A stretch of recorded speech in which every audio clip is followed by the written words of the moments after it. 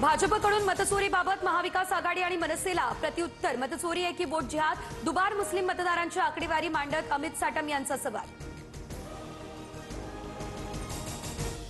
महाविकास आघाडीचा हरा चष्मा म्हणून उद्धव ठाकरे स्मार्टला दिसतील। राम नाईक अध्यक्ष असल्यापासून दुबार मतदानावर आम्ही बोलतोय, आशिष शेलार यांची टीका। मतदार याद्यांबाबत कुठल्याही धर्माचा विचार नाही, शेलार यांनी कबुली दिल्यानं धन्यवाद। बाळा नांदगावकर यांचा टोला। 9 राज्य आणि 3 केंद्रशासित प्रदेशांमध्ये मतदार याद्यांची एसआयआर मोहीम आजपासून सुरू।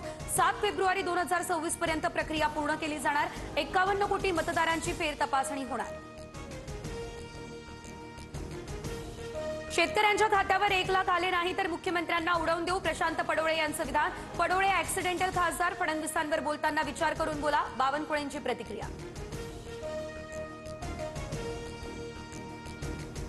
बारामतीच्या नगराध्यक्षपदासाठी जय पवार यांचं नाव चर्चेत। सर्वसाधारण प्रवर्गाचे आरक्षण असल्यानं इच्छुकांची गर्दी।